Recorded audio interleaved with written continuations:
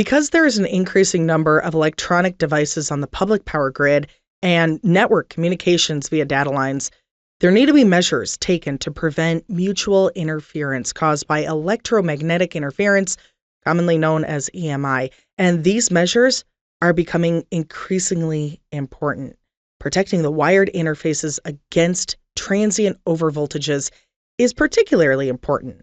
Now, filter circuits, they are placed at the interfaces of the devices, and they not only attenuate high-frequency emissions and, therefore maintain radio protection, but they also reduce transient overvoltage directly at the input of a device, so the functions of the devices are not impaired. Now, today's episode, we are talking about transient suppression at different interfaces. Welcome to today's Würth Electronics What's Up podcast.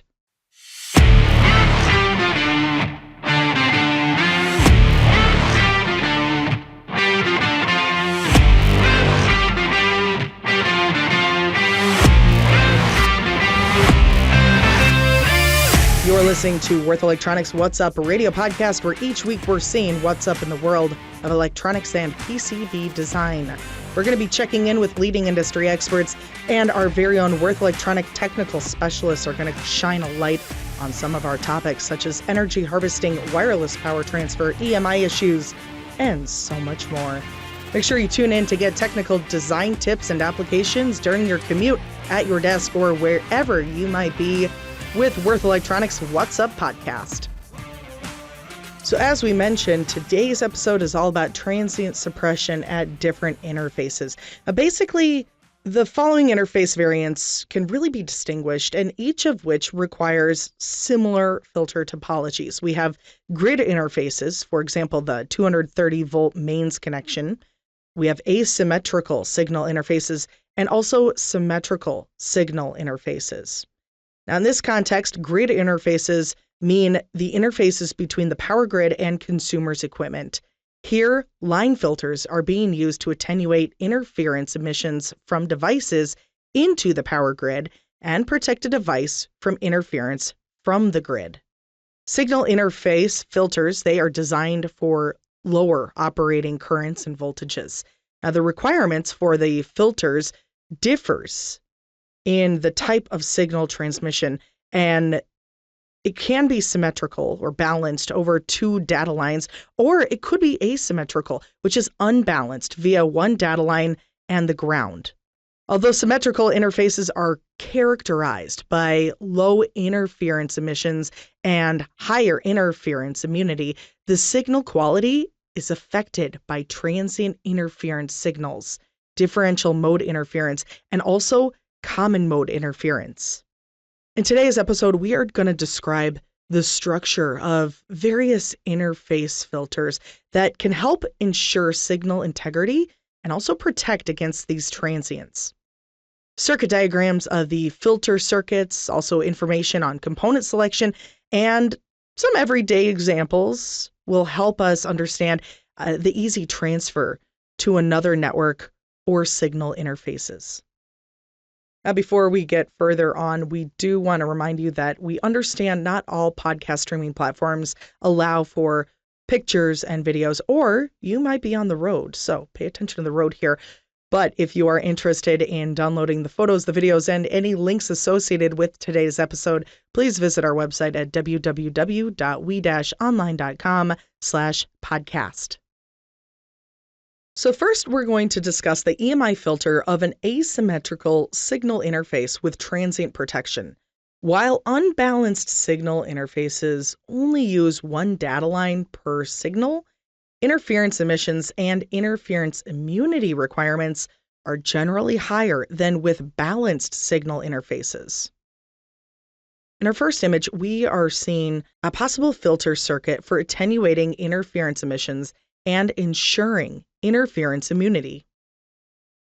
A digital square wave signal with an amplitude of 5 volts and a frequency of 5 megahertz on the data line is what we're going to look at first. Now, the standard value of 90 ohms is assumed for the impedance of long data signal lines, and there's a voltage of 5 volts DC at 2 amps on the supply voltage line. Now, since the requirements for the filter circuits for the data line and the supply voltage line are different, then the filtering of the data line is what we're going to be talking about first. In our image shown here, we see a filter on the data line of an unbalanced signal interface. Now, to attenuate high-frequency interference on the data line, the two impedances shown here, Z sub 1 and Z sub 2B, form a low-pass pi filter with the inductor. Protection against the transient overvoltage is ensured by a transient protection device, which is Z sub 2A. So let's talk component selection. First, L sub 1, that is dimensioned and selected where the surface mount ferrite or an RF ferrite can be used here. Further information on the use of inductors or even surface mount ferrites can be found in a couple more attached application notes that we have, ANP 025, also ANP 129. The ohmic or resistive components of the impedance of the surface mount ferrite should be as low as possible, up to the fifth harmonic of the signal frequency. And the impedance at this frequency should be less than 1/10 of the system impedance to avoid affecting the useful signal. So in our example, the fifth harmonic is at 25 megahertz, as the signal frequency is a 5 megahertz square wave. Since the system impedance in this example is 90 ohms, the impedance at 25 megahertz should be at most about 1/10, so no more than 9 ohms. In our next image, it shows a typical impedance curve as seen in the data sheets. The proper inductors in the example of a surface mount ferrite can be selected with the help of our component selector Red Expert. In this image here, we see impedance characteristics, the WE-CBF surface mount ferrite 74279273. So next, let's figure out that Z1. Now, Z sub 1 or Z1 is a capacitor, and it can be optionally used to attenuate interference frequencies in the RF range above 500 megahertz originating from the driver. Now, based on practical experience that we have, then an attenuation that you want is of 10 decibels. It should be achieved at 500 megahertz, resulting in a voltage ratio of a V out divided by V in of approximately 0.316. The capacitor impedance Z1, which is capacitive reactance, can be determined using the voltage divider seen here. So V out is the voltage across the capacitor, which is that Z sub 1, and it is measured in volts. V in is the total input voltage to the circuit, and V out divided by V in is the voltage ratio from the attenuation. Ri is the internal resistance of the signal source or system impedance measured in ohms, and that Z1 is the capacitor impedance or capacitive reactance, also measured in ohms. So given that Ri is 90 ohms, then the calculated Z1 from our first original calculation is approximately 42 ohms. So next we need the capacitance value, and this is required for attenuation at a frequency of 500 megahertz. It can be calculated as follows. That is, the capacitance equals 1 over 2 times pi times frequency times Z1. So we're going to substitute our known values. We have the capacitance equals 1 over 2 times pi times 500 megahertz times 42 ohms. It's going to give us roughly 7.5 picofarad. So based on these calculations, we recommend the WCAP CSGP, and this is an MLCC capacitor with a value of 10 picofarad and a voltage withstand rating of 25 volts. This capacitor is an NPO ceramic type, so it offers more stable voltage and temperature behavior compared to the X7R ceramics. When considering these critical factors, such as signal integrity due to the cutoff frequency of the filter and the capacitive load, it's really important to account for parasitic capacitances of the conductor tracks and, if necessary, interface connectors.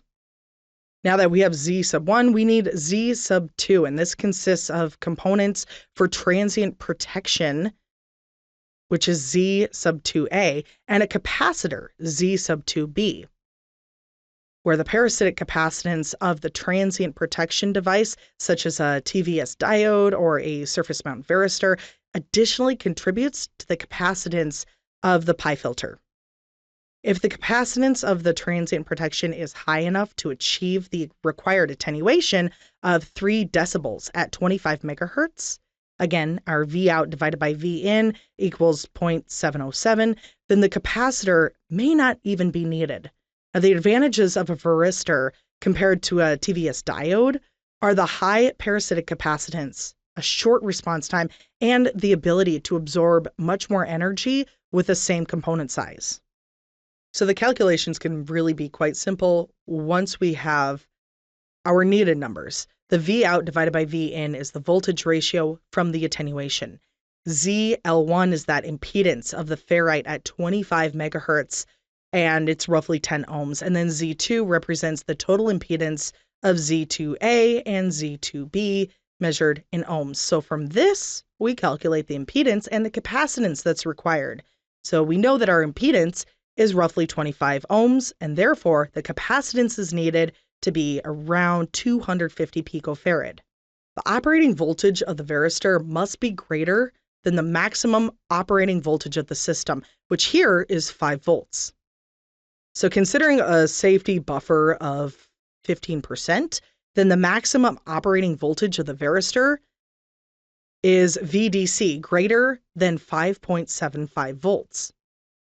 Based on this value and the available space in the application, then a surface mount multi-layer varistor is selected, which serves as the basis for the decision. So in this case, we're using the WE-VS, and this varistor, whose operating voltage is 5.5 volts and is therefore slightly below the required operating voltage, can be used. So once the varistor has been selected, the following calculations determine whether the correct selection has actually been made. Now, according to IEC and EN 61000-4-5 standard, the test pulse for surge between line and ground is V surge equals 0.5 kilovolts, and the source impedance is 42 ohms. To make our calculations a little bit easier, we specify the clamping voltage during the current surge as twice the breakdown voltage. So this value is slightly lower than the actual clamping voltage of the varistor at the surge current. It's 2 times 8 equals 16 volts versus the clamping at 21 volts. So the varistor voltage, which in our calculations is going to be labeled as V sub VAR or V sub BR, this can be found in the varistor datasheet. And the peak varistor current can be calculated using the numbers that we actually know. I sub clamp is the peak current of the varistor measured in amps. V surge is the test pulse voltage for surge measured in volts. VBR is the varistor voltage or breakdown voltage at 1 milliamp measured in volts. And the Z source is the source impedance as per IEC EN 61000-4-5 standards measured in ohms. So we're going to go ahead and substitute those known values. Now, considering the varistor volt tolerance of 25%, the max clamping current is 11.62 amps, and therefore it's below the max peak current of the varistor, which is 30 amps. Next, we want to calculate the energy consumption and the power loss. To simplify our calculation, we assume that the pulse is a square signal with a pulse duration of 20 microseconds, and the maximum clamping current is 11.6 amps. The approximate energy can be calculated with twice the breakdown voltage and the I clamp max. So our formula is the energy consumption of the varistor in joules equals 2 times the varistor voltage or breakdown voltage at 1 milliamp times the maximum clamping current times 20 microseconds. So substituting those values that we know, we get 3.7 millijoules. For this example, we are going to use the surface mount varistor WE-VS with a capacitance of 200 picofarad. To achieve the necessary capacitance, an additional capacitor with 47 picofarad in size 0805 can also be used in this case. The selected capacitor we went with is WCAP CSGP. Next, the filter for the supply voltage cable entering the device is created. And in this image, we see a power supply line filter of an unbalanced signal interface. Generally, transients are filtered at interfaces against the housing, and that's shown with the housing symbol. To enable a connection between the negative ground to the functional ground, the GND of the circuit board, and still attenuate the interference coming from the cable, a surface mount ferrite is used between the housing ground and the GND. The capacitor and the parasitic capacitance of our Z sub 5A drain RF emissions with respect to transient voltages coming from the cable to the housing ground. A decoupling capacitor with 100 nanofarad is used as a standard to determine our Z3. An X7R ceramic capacitor with sufficient high-rated voltage should be used here so as to not run into the voltage bias effect and to lose capacitance. Our Z4A is a surface mount varistor with a channel input capacitance of 200 picofarad. To achieve the necessary capacitance for the filter, an additional capacitor of 100 nanofarad is usually used as a standard for our Z4, which should be the same capacitor as Z3 and Z5B. Varistors, which is Z5A and Z4A, should be the same component. L2 and L6, those are surface mount ferrites, where the rated current should be considered first, and this must be greater than 2 times the output current. In our example, it corresponds to 2 times 2 amps, it's 4 amps, and this is the minimum rated current of the surface mount ferrite. Supply voltage lines have no cutoff frequency and a very low source impedance of roughly 2 to 9 ohms, and that's our Z out.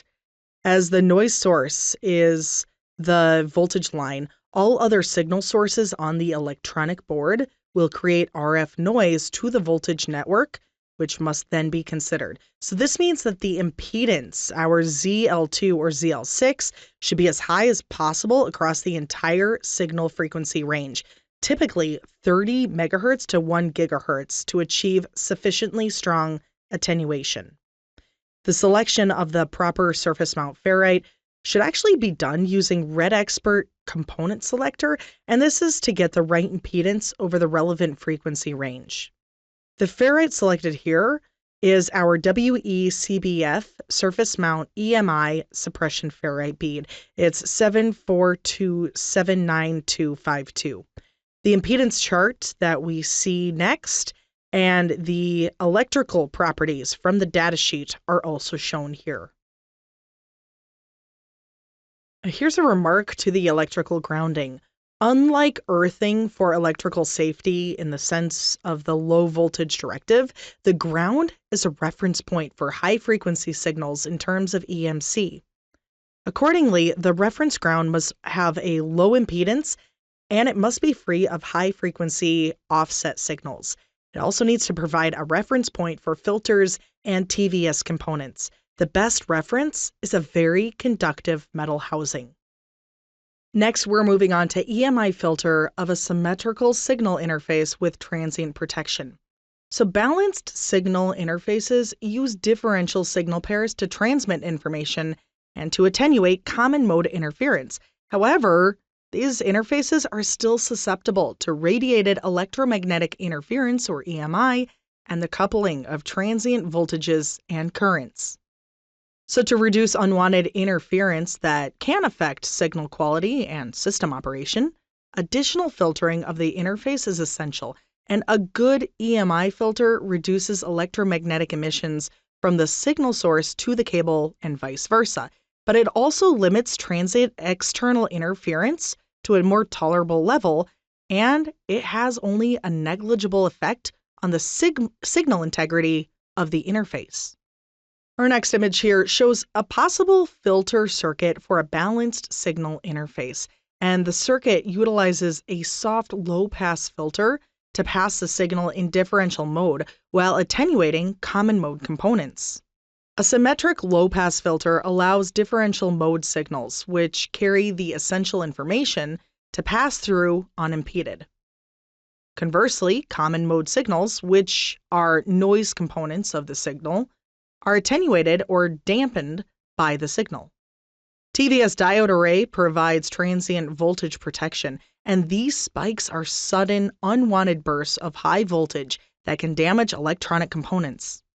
When a transient overvoltage occurs, the TVS diodes limit the voltage and divert the transient impulse current from the circuit to the ground or the housing. Next, we're going to talk about USB 2.0 interface, and this is a widely used interface for data and power transfer between electronic devices. It provides a signal bandwidth of approximately 240 megahertz and an impedance of 90 ohms. A typical power supply for USB 2.0 is 5 volts with a max current of 1 amp. In regards to component selection for USB 2.0 interface, we have a few steps we need to go through first. First, determination of the L1. This is an inductor with high impedance for common mode noise. It allows for differential signals to pass with minimal attenuation in the relevant signal frequency range. L1 selection is crucial in terms of differential as well as common mode impedance needs. To ensure proper signal transmission, choke L1 should be selected according to the interface type and, of course, the datasheet information, taking these parameters into account. First, our system or interface impedance. This is labeled as Z system, and this can influence EMI filter design. You can find the system or interface impedance from the datasheet or the specs. Next, differential mode impedance, ZDM. And the choke impedance in the differential mode should be lower than 1/10 of the system impedance, which is our Z system, at the highest frequency within the signal bandwidth. This ensures minimal attenuation of the desired signals. Of course, our calculations then is just our system interface impedance equals our Z system divided by 10. Our common mode impedance, ZCM, should be as high as possible, especially at frequencies corresponding to expected interference. At center frequency, our common mode impedance should be higher than our Z system. Select a choke, that L1, with a high ZCM, especially at frequencies of expected interference. Make sure to pay close attention to the frequency response, current handling capability, and other relevant parameters of the choke. For this application example, a suitable choke with a differential mode impedance less than the max and a high common mode impedance is 744233900. This is our WE-CNSW high-frequency surface mount common mode line filter. After we have our inductor, we need to determine our Z1, Z2, Z5, and Z6. Our capacitors, Z1 and Z2, and our matching resistors, Z5 and Z6, all form a soft low-pass filter to limit signal harmonics or high-frequency noise produced by the controller. The values of the resistors depend on the signal controller and its imbalance or mismatch, and it must be selected according to the measurement results. The values of Z5 and Z6 are typically between 3 and 10 ohms. The capacitor values must be selected accordingly, and the values vary in range of 2.2 to 10 picofarad. Typical value for USB 2.0 is 4.7 picofarad, and that's especially with the WCAP CSGP, which is a ceramic capacitor. The resistors, our Z5 and Z6, especially 3.3 ohms, those are typically used for reflection damping and filtering in conjunction with the capacitors, our Z1 and Z2, and they're there to improve signal integrity and reduce interference. RF suitable types with a small body size should probably be used here. We also need to determine our Z3, Z4, our L2, Z7, and Z8. Our TVS diodes are Z3 and Z4, and components like L2, Z7, Z8, those all provide transient protection against voltage spikes and surges. To properly handle transient currents, consider the minimum rated current, the IR, of components such as L2 and the surface mount ferrite, our Z9. L2, Z7, and Z8, those are used for low cutoff frequency filtering, typically less than 1 megahertz. Our L2 should be a surface mount ferrite bead, and these are used for low cutoff frequency. Ensure the choke has an appropriate minimum rated current. To achieve broadband noise reduction, the surface mount ferrite, the WE-CBF, the surface mount EMI suppression bead, we used 742792032. You can see that in our attached table. These are the electrical properties of our surface mount that we just mentioned. Our Z7 and Z8, those are capacitors and varistors. The Z7 is a capacitor for low cutoff frequency filtering, and the Z8 is actually a surface mount varistor for transient protection.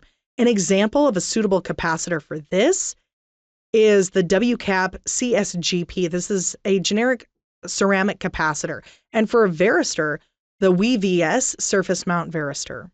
Z3, Z4, these are TVS diode arrays, and they're transient voltage suppression arrays, such as the WE-TVS diode 824013-6 from the high-speed series, and they're used to protect signal lines against transient voltages. So it's important to note here that these components also exhibit parasitic capacitance, which must not be too high relative to the data transfer rate or the signal bandwidth. We also need to find out our Z9A and Z9B. So for high frequency, decoupling between housing and cable ground, that GND, surface mount ferrites, L10, and surface mount varistors, Z9A and Z9B, especially the WE-CBF surface mount EMI suppression bead and the WE-VS surface mount varistor, are used in combination with the capacitors. This filter selection helps reduce common mode interference and improves system stability. Ensure that the current carrying components are compatible with the required minimum rating current. We should also consider a power line filter with transient protection, and a power line filter of protection class 1 with a protective conductor. We can see this in our diagram attached. It contains all the components that are necessary for the filter circuit. Our choke, L1, decouples the load, for example, the power supply, from the mains with its common mode impedance. So this means that the choke is RF technically with Z1 and Z6, and Z2 and Z7, when the reference ground, the PCB ground to housing, carries interference potential. However, Z6 and Z7 are capacitors with low capacitance, around 200 to 470 picofarad, and they're inserted to dampen high-frequency harmonics of the switching power supply. The two capacitors should be placed on the circuit board of the power supply if the proportion of switching harmonics on the power supply side is high, or if the reference ground or the case ground does not form a high-frequency stable reference point. The chokes Z4 and Z5 are already partially covered by the leakage inductance of the common mode choke, L1, so Z4 and Z5 can also be provided for additional attenuation in the frequency range above 10 megahertz. A mains filter for an interface with a 50 Hz mains frequency and a voltage of 230 VAC serves as a calculation example. The maximum permissible leakage current on PE is 3.5 milliamps.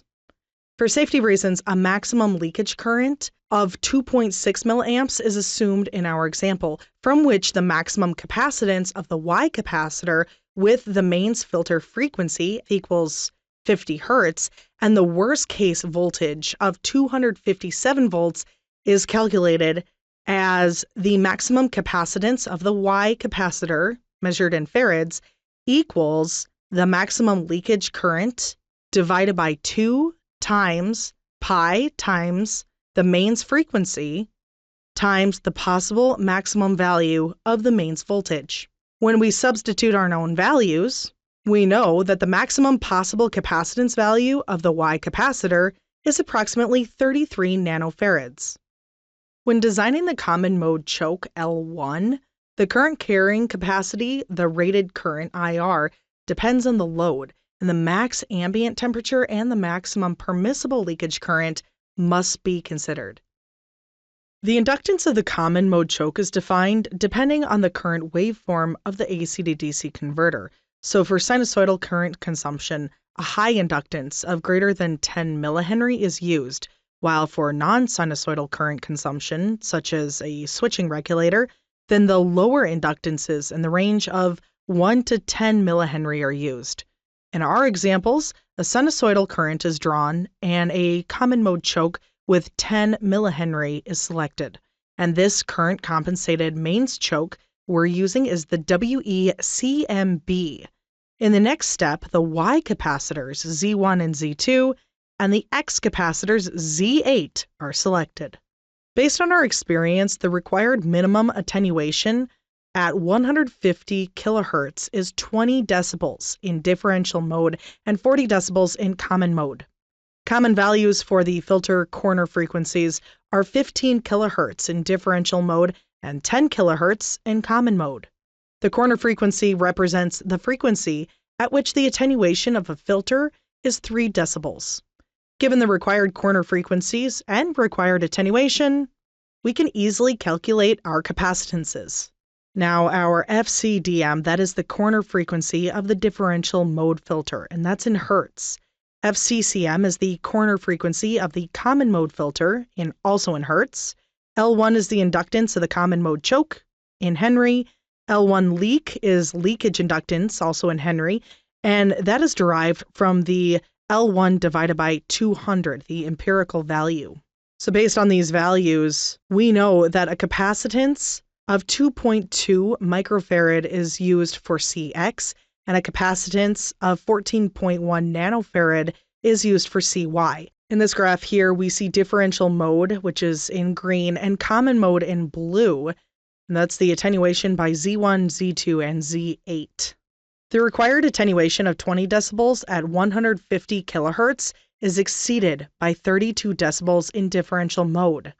The common mode attenuation of 40 decibels at 150 kilohertz can also be easily achieved with 43 decibels. For transient protection, a disc varistor is used in parallel to the X capacitor. Now, there are various approaches to the selection process, such as empirical testing of similar products, selection based on the specific electrical environmental conditions, or the surge test, and that's according to the standard IEC EN 61000-4-5. That's a fundamental EMC test. For our example, we will be using that fundamental EMC test. Now, when selecting the disc varistor, the maximum operating voltage is going to be found first. For safety reasons, this is calculated with a buffer of typically 15% above the supply voltage. With a mains voltage of 230 VAC, the maximum operating voltage is 264.5 VAC. In our table shown here, the size of the varistors depends on the peak current to be clamped. The higher the rated current, the larger the component. The disc varistor VVD with a maximum operating voltage of 300 volts is used as the basis for the decision. According to the standard that we just talked about, the voltage of the test pulse for surge between a conductor and a return conductor is 2 kilovolts, and the source impedance is 2 ohms for low voltage network connections between live conductor and neutral conductor. The breakdown voltage, seen as VVAR or VBR, can be found in the varistor datasheet. The peak current, which is I peak, can be calculated by taking the test pulse for surge, measured in volts, minus 2 times the varistor voltage or breakdown voltage at 1 milliamp, measured in volts, divided by the source impedance according to our IEC EN 61000-4-5 standard. And by substituting our known values, The clamped peak current is about 530 amps. To simplify our calculation, we specify that the clamping voltage during the current surge is twice the breakdown voltage. This value is slightly higher than the actual clamping voltage of the varistor at the surge current. You can refer to the diagram of the rated current versus the voltage in the data sheet. Our approximation gives us about 2 volts BR. Considering a tolerance of 10%, the max clamping current is 583 amps, and it's therefore below the max peak current of the varistor, which is 6,000 amps. Again, we want to calculate the energy consumption and the power loss. So to further simplify our calculation, it's assumed that the pulse is a rectangular signal that maintains its max current value over its 20 microsecond duration. Then the energy can be calculated with twice the breakdown voltage, that VBR, and the I clamp max, that's the maximum clamping current. So our energy consumption of the varistor measured in joules equals 2 times the varistor breakdown voltage at 1 milliamp times the maximum clamping current times our 20 microseconds. And when we substitute our known values, the energy to be absorbed by the varistor is 11 joules. The IEC EN 61000-4-5 standard requires at least one surge impulse per minute during testing. The varistor must be able to dissipate this energy. The power requirement can be calculated from the energy and the time between 2 surge pulses. And that's simply P equals W max divided by T. P is the power dissipated by the varistor in watts, and W max is the energy consumption of the varistor in joules divided by the time between the 2 surge pulses. So known these values, the power is calculated to be 183 milliwatts. The varistor would therefore also be suitable for a surge interval of 20 seconds, whereby the power would then correspond to 549 milliwatts and would be below the max power loss of the selected varistor, our 600 milliwatts. In conclusion, we have discussed the basis for transient suppression and some basic EMI filtering for both data and power interfaces. Thank you again for joining us for today's What's Up podcast. And we know that while some streaming platforms are making the switch to video format, there are still some that are audio only. So if you want to learn more, head on over to our website where you can download all the data sheets and additional technical materials. You can find all the images and tables discussed in today's episode. Found online at www.we-online.com/podcast. And if you're ready to get hands-on, you can easily order any of the components discussed today for surge protection, EMI suppression, and everything else by reaching out to your regional Würth Electronic contact. You can also chat with our live team at Würth Electronic Online or order directly through the MyWE customer portal. You're listening to Würth Electronics What's Up radio podcast, where each week we're seeing what's up in the world of electronics and PCB design. We'll be checking in with leading industry experts and our very own Würth Electronics specialists who are going to shine a light on topics like energy harvesting, wireless power transfer, EMI issues, and so much more. Tune in to get technical design tips and applications during your commute, at your desk, or wherever you might be with Würth Electronics What's Up podcast.